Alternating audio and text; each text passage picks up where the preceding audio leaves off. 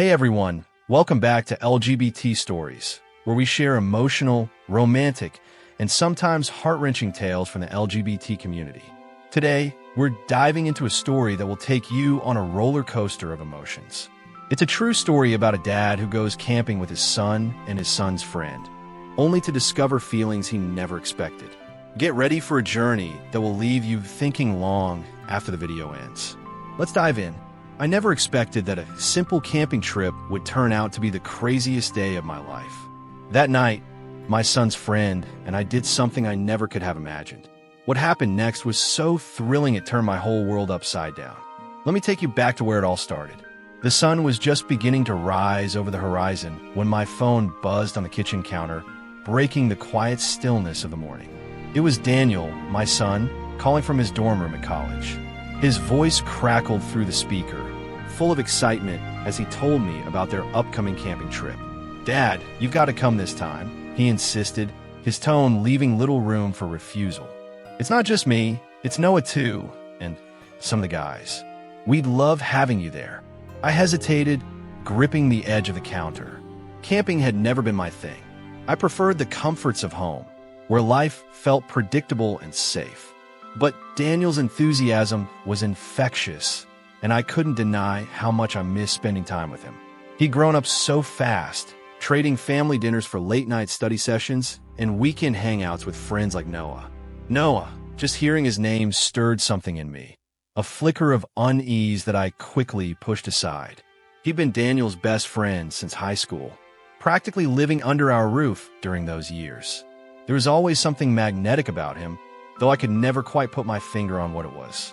Maybe it was the way he carried himself, confident but not arrogant, warm without being overly familiar. Or maybe it was the way his dark eyes seemed to hold secrets only he knew. Whatever it was, it made me uncomfortable, even if I couldn't admit why. "All right," I just said finally, giving in to Daniel's pleading. "I'll come, but don't expect me to rough it out in the woods like you kids do." Daniel laughed, clearly thrilled. "Don't worry, Dad. You can bring all the fancy gear you want. Just promise you won't back out." And so a week later, I found myself packing a duffel bag with clothes, snacks, and an absurdly expensive sleeping pad I'd bought online. As I zipped it shut, I caught a glimpse of myself in the mirror. My reflection stared back at me, older than I remembered, lines etched into my face from years of responsibility and routine. For a moment, I wondered what I was doing, venturing into the wilderness with a group of 20-somethings. But then I shook my head. This wasn't about me. It was about Daniel, reconnecting with him before he drifted further away into adulthood. When we arrived at the campsite, the air smelled of pine and damp earth, crisp and invigorating. The others were already setting up tents, their laughter echoing through the trees. Noah spotted us first, waving enthusiastically as we pulled into the clearing. He jogged over to help unload the car, his movements fluid and effortless. Up close, I noticed how much he'd changed since the last time I'd seen him. His shoulders were broader, his jawline sharper, and there was a confidence in his demeanor that hadn't been there before. "You didn't have to bring so much stuff, Mr. Harper," he teased, lifting one of the bags with ease. "We're supposed to rough it out here." "I'm not exactly the roughing it type," I replied dryly, tried to ignore the way my pulse quickened when our hands brushed briefly as he handed me a cooler. The rest of the day passed in a blur of activity. Tents went up, firewood was gathered, and soon enough we were sitting around a crackling campfire, roasting marshmallows and swapping stories. Noah sat across from me, his gaze occasionally flickering toward mine. Each time it happened, I felt a jolt of awareness I couldn't explain. I told myself it was nothing, just my imagination running wild, but the feeling lingered, gnawing at the edges of my thoughts. But as night fell, the temperature dropped, and the group decided to turn early. Daniel disappeared into his tent with the other guys, leaving me alone with Noah by the dying embers of the fire. Neither of us spoke at first. The silence stretched between us like a taut string. Finally, he broke it, his voice soft and hesitant. "You know, Mr. Harper, I've always admired you," he said, staring into the flames. "You've always been so supportive of Daniel and of me. Not every parent would be that way." His words caught me off guard, stirring emotions I wasn't prepared to confront. "It's nothing special," I muttered, shifting uncomfortably, just doing what any parent should. But Noah wasn't finished. "No, it is special," he insisted, turning to look at me. "Most people wouldn't understand. They judge without knowing, but you've always accepted us for who we are." There was something in his tone, an intensity of vulnerability that made my chest tighten. I wanted to say something, anything, to lighten the mood, but the words stuck in my throat. Instead, I focused on the fire, watching the embers glow faintly against the darkness. And yet, even as I tried to distract myself, I couldn't shake the feeling that something was shifting between us, something I couldn't control. Little did I know I was about to be lost for words. The fire crackled softly, its orange glow casting flickering shadows across the clearing. The others had retreated to their tents hours ago, leaving me alone with Noah by the dying embers. It wasn't planned, it just happened. Daniel and his friends were exhausted from setting up camp, collapsing into their sleeping bags almost as soon as the sun dipped below the horizon. But Noah lingered, claiming he wasn't tired yet, and neither was I. We sat on opposite sides of the fire, the distance between us wide enough to feel safe, but close enough that every movement of his caught my eye. He leaned back on his hands, staring up at the stars, his profile illuminated faintly by the fading light. There was something about the way he looked under the open sky, untamed, free, that made my chest tighten in a way I couldn't explain. "Do you ever think about how small we are?" he asked suddenly, breaking the silence. His voice was soft, contemplative, carrying an edge of vulnerability that surprised me. I tilted my head, following his gaze to the endless expanse above us. "All the time," I admitted. "It's humbling, isn't it? Knowing there's so much out here we'll never understand." He nodded slowly, his eyes still fixed on the heavens. "Yeah, it makes you wonder if any of this really matters. You know, all the stuff we stress over. Jobs, relationships, expectations. It feels kind of pointless when you look at it like this." His words were heavy with meaning. I wanted to respond, to offer some comforting platitude or philosophical insight, but nothing came. Instead, I found myself watching him, the curve of his jawline, the way his lips parted slightly as he exhaled. He seemed lost in thought, miles away, even though he was right there beside me. After a moment, he turned to face me, his expression unreadable. "Do you ever feel like you're living someone else's life?" The question caught me off guard. I frowned, shifting uncomfortably. "What do you mean?" He hesitated, his gaze dropping to the ground. "Like everything you've done, every decision you've made, it's not really yours. Like you're just going through the motions because that's what people expect." I didn't know how to answer. His words struck a chord deep within me, stirring emotions I'd buried long ago. Wasn't that exactly how I'd felt for years, trapped in routines, obligations, roles I hadn't chosen but couldn't escape? Yet hearing him say it aloud made it feel raw and exposed. "I think everyone feels that way sometimes," I said finally, my voice quieter than I intended. "But maybe it's not too late to change things." Noah's eyes met mine then, and for a moment, the world around us faded. The forest, the fire, the distant sound of crickets. They all melted away, leaving only the two of us suspended in that fragile space between honesty and desire. "Do you believe that?" he asked, his tone almost challenging. "That it's not too late?" I opened my mouth to respond, but no words came. Because the truth was I didn't know. I wanted to believe it. I desperately wanted to, but the weight of my own choices pressed down on me, making it hard to breathe.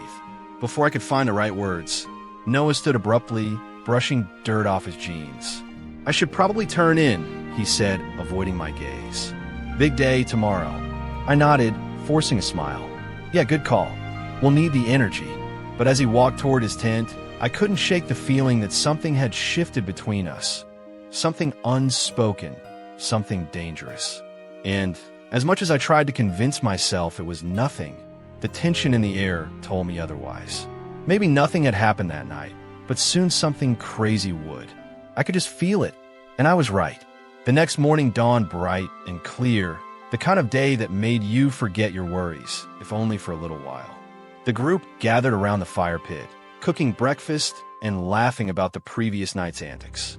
Noah seemed different that day, quieter, more reserved. But whenever our eyes met, I saw a flicker of something in his expression that sent a jolt through me.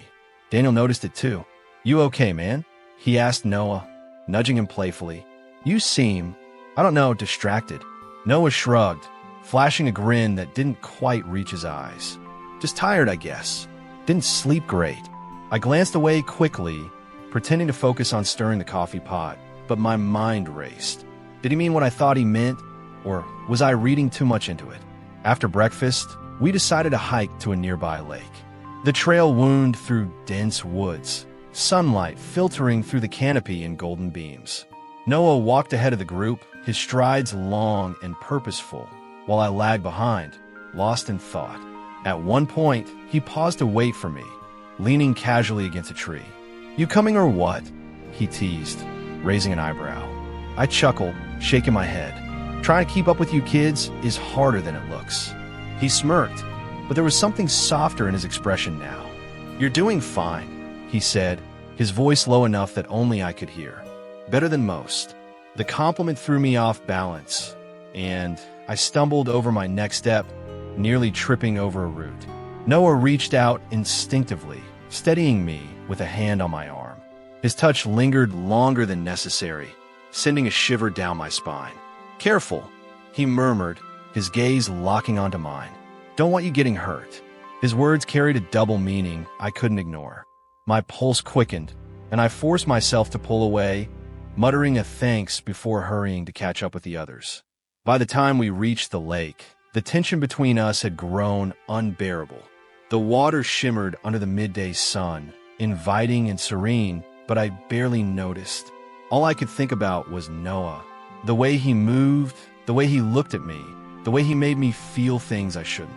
As the others stripped down to their swim trunks and dove into the cool water, I stayed on the shore, claiming I needed to rest. Noah joined me after a while, dripping wet and breathless from the exertion. "You sure you don't want to come in?" he asked, shaking water from his hair like a dog. Droplets clung to his skin, glistening in the sunlight, and I had to look away before he noticed me staring. "Nah, I'm good," I said, keeping my tone light. "I'll leave the swimming to you youngsters." He laughed, sitting down beside me. "Youngsters, huh?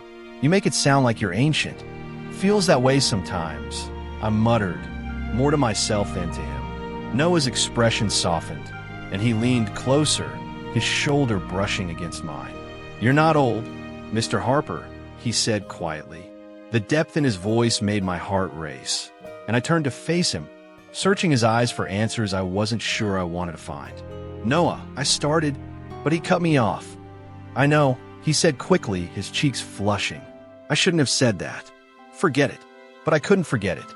The words echoed in my mind, refusing to fade. And as we sat there together, the rest of the group splashing and laughing in the background, I realized something. Whatever this was between us, it wasn't going away anytime soon. What happened next was something I could never have imagined. The lake shimmered under the midday sun, its surface rippling with the occasional breeze. The others had already plunged into the cool water, their laughter echoing through the trees as they splashed and shouted like kids on summer break.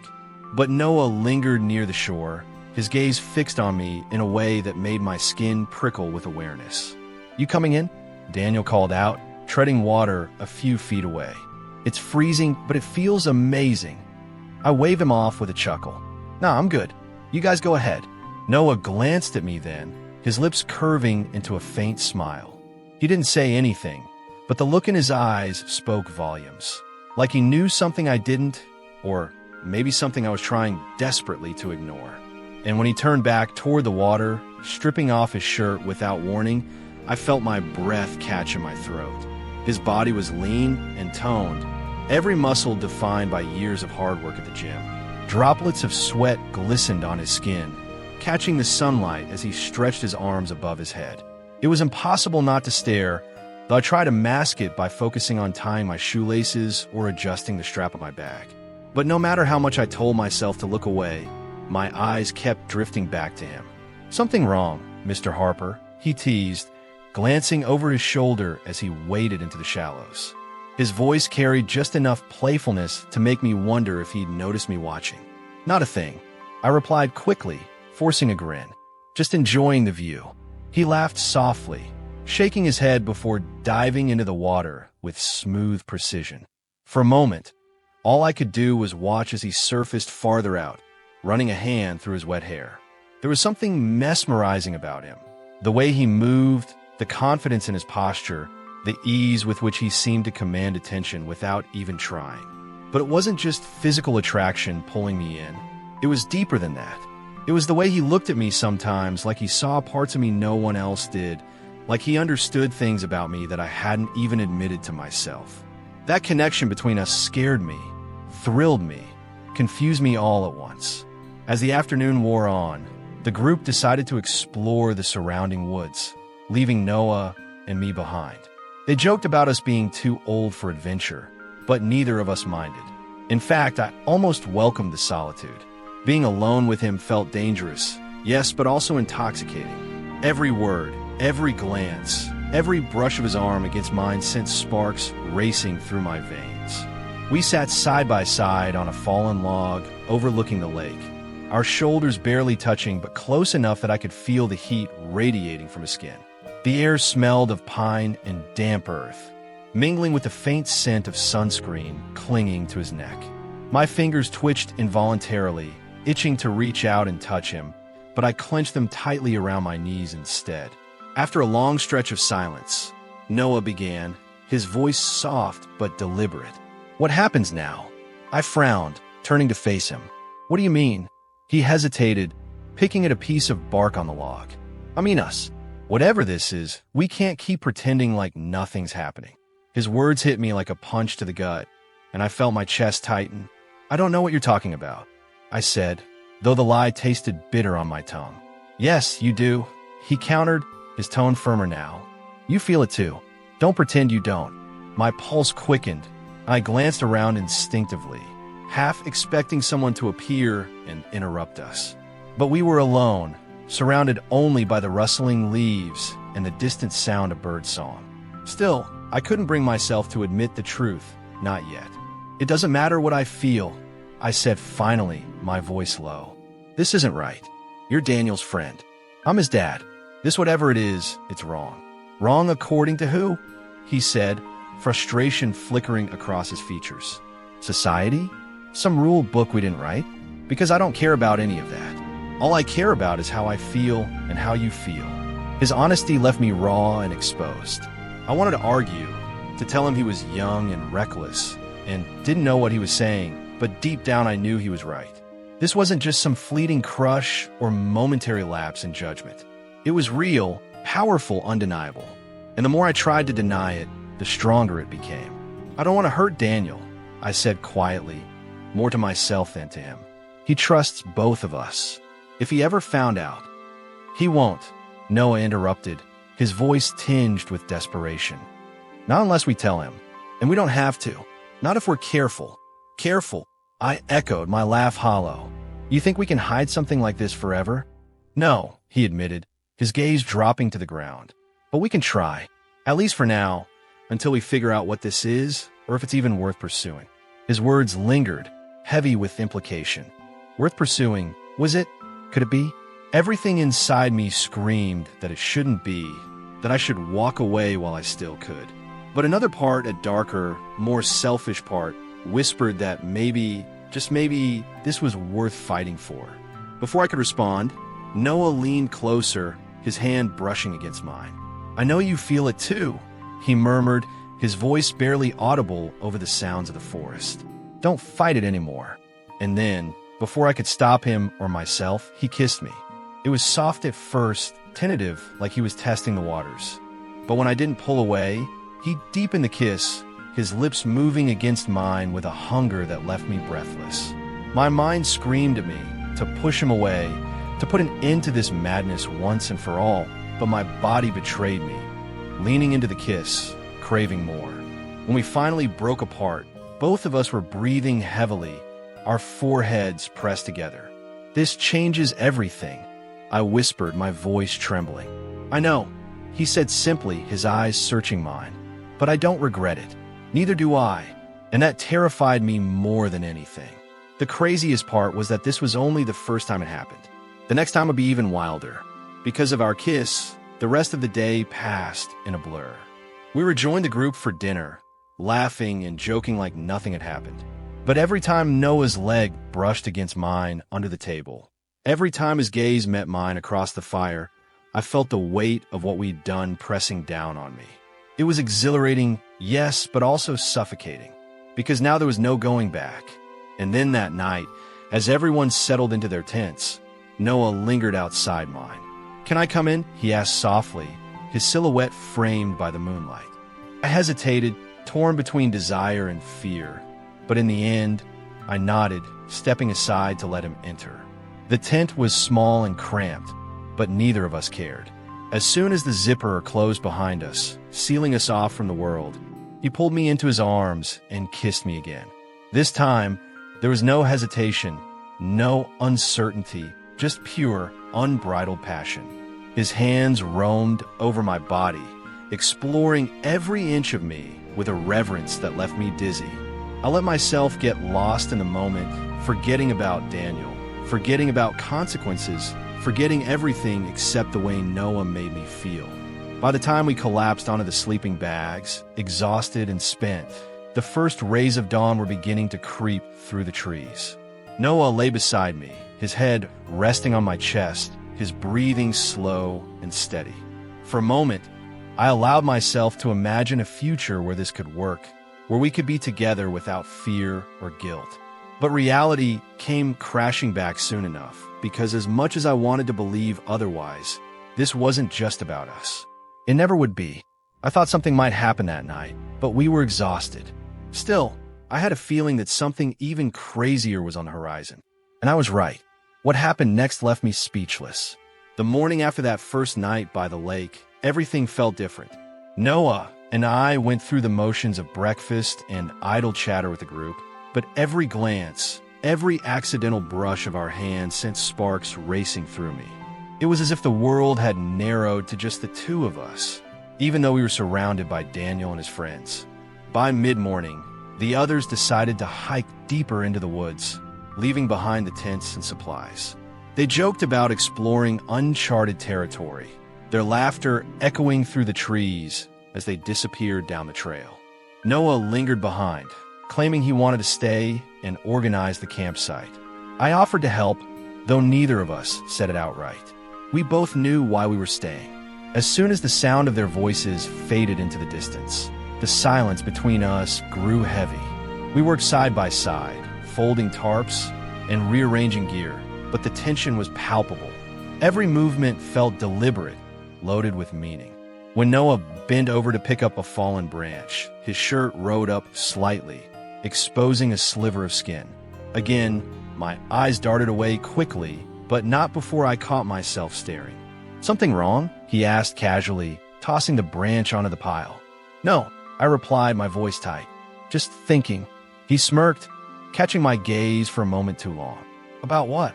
I hesitated, unsure how to answer without crossing another line. But then again, hadn't we already crossed so many? "You know exactly what," I muttered under my breath, turning back to the task at hand. Noah chuckled softly, stepping closer. "Maybe I do, or maybe I don't." His tone was teasing, but there was something darker beneath it, something raw and hungry. Before I could respond, he reached out, brushing a strand of hair from my forehead. The touch was feather-light, almost innocent, but it sent a jolt through me all the same. "We shouldn't be doing this," I whispered, more to myself than to him. "Why not?" he countered, his voice low and steady. "No one's here. No one has to know." His words hit me like a punch to the gut, because deep down, I wanted to believe him. I wanted to believe that we could have this, just for a little while longer, without consequences. But the rational part of my brain screamed at me to stop, to pull away before things spiraled further out of control. And yet, I didn't move. Instead, I let him step closer, closing the gap between us until our bodies were nearly touching. His scent filled my senses, earthy and warm, tinged with the faint musk of sweat from yesterday's hike. My pulse quickened, and I felt myself leaning in despite every warning bell going off in my head. "You're playing with fire," I murmured, my voice barely audible. "Maybe," he admitted, his lips curving into a faint smile. "But isn't that half the fun?" The rest of the day slipped by in a haze. The others came back from their hike, buzzing with excitement over hidden waterfalls and unexpected wildlife encounters. Noah and I blended right in, keeping up the facade as if nothing had changed. But each subtle touch, his knee grazing mine under the table, his fingers brushing my arm as he handed me a plate, sent a quiet thrill through me, a silent reminder of the secret we now shared. As the sun dipped below the horizon, casting the campsite in shades of orange and pink, the group gathered around the fire. Someone pulled out a guitar, and soon enough, the clearing was filled with music and laughter. Noah sat beside me, close enough that our shoulders touched. He leaned in occasionally to whisper jokes or observations, his breath warm against my ear. Each word sent shivers down my spine, making it impossible to focus on anything else. At one point, Daniel turned to us, grinning. "You guys seem awfully cozy tonight," he teased, nudging Noah playfully. "What's going on?" Noah laughed, brushing off the comment with ease. "Nothing, man. Just enjoying the vibes." I forced a chuckle, hoping my expression looked natural. "Yeah, nothing to see here." But Daniel's words lingered in my mind, gnawing at the edges of my thoughts. What was going on? How had we let this happen? And more importantly, how were we supposed to fix it? Later, when the fire burned low and everyone retreated to their tents, Noah stayed behind. "Can I talk to you?" he asked quietly, his gaze searching mine. I nodded, following him away from the dying embers and into the shadows of the trees. The forest was alive with sounds, the rustling of leaves, the distant hoot of an owl, but none of it registered. All I could focus on was him. "What is it?" I asked, my voice barely above a whisper. He hesitated, running a hand through his hair. "I've been thinking about us, about what happens next." My chest tightened at his words. "There is no us, Noah. You know that. But there could be," he insisted, his tone almost pleading, "if we wanted it to be." I shook my head, frustration bubbling to the surface. "It's not that simple. Your best friend is my son. Do you have any idea what this would do to him? To everyone?" "I know it's complicated," he said quickly, his voice cracking slightly. "Well, pretending like this doesn't exist, it's killing me. And I think it's killing you too." His words struck a chord deep within me, stirring emotions I tried so hard to bury because he was right. Pretending was exhausting, suffocating. But giving in, letting ourselves fully embrace whatever this was, felt dangerous in a way I couldn't articulate. "I don't know what you want me to say," I admitted, my voice thick with emotion. "This isn't something we can fix overnight. It's not something we might ever be able to fix." Noah stepped closer, his hand finding mine. "Then let's not try to fix it. Let's just be for now, whatever that means." His touch grounded me, anchoring me to the present moment. And for the first time in days, I allowed myself to breathe, to truly consider the possibility of letting go, even if just for a little while. "Okay," I said finally, my voice barely audible. For now, the night stretched on, the forest alive with the hum of crickets and the occasional snap of a twig in the distance. Noah and I stayed out there, talking quietly under the stars. There was a freedom in those moments, a sense that for once, we weren't hiding, we weren't pretending. We were simply existing. And what happened next changed everything. But we couldn't sleep. Finally, the night was alive with sounds. The gentle lapping of water against the shore, the distant hoot of an owl, the rustling leaves swaying in the cool breeze. The campfire had burned down to embers hours ago, casting a faint orange glow over the clearing. Everyone else had retreated to their tents, leaving Noah and me alone under the vast canopy of stars. We've been careful all day, maintaining a facade of normalcy around the others. But now, with the world reduced to just the two of us, every glance, every accidental brush of our hands sent sparks racing through my veins.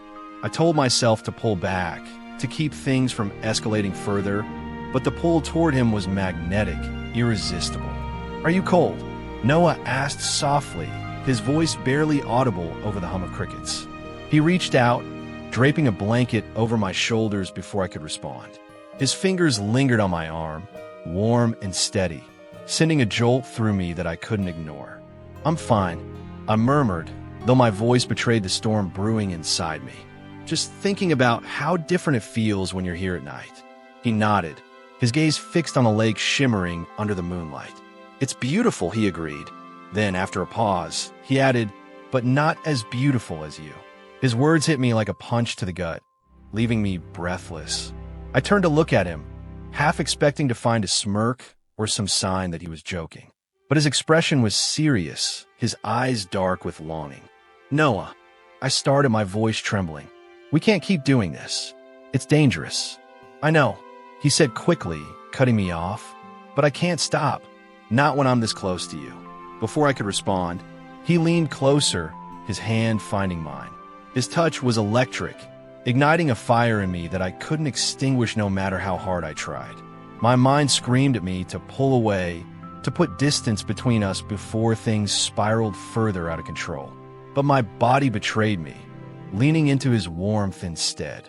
"We shouldn't," I whispered, though the protest felt weak even to my own ears. "Why not?"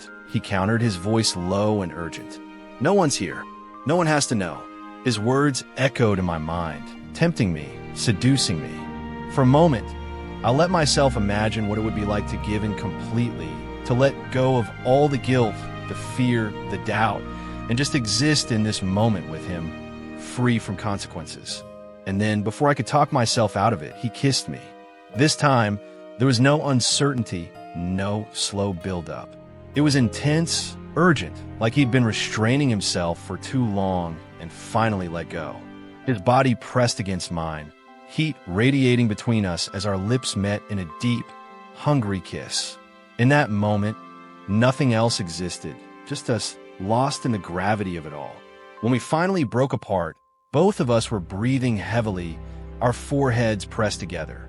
"This is insane," I said, my voice shaking. "We can't." "Yes, we can," he interrupted, his lips brushing against mine as he spoke. "Just for tonight. Just let yourself feel." His words undid me, stripping away the last of my defenses.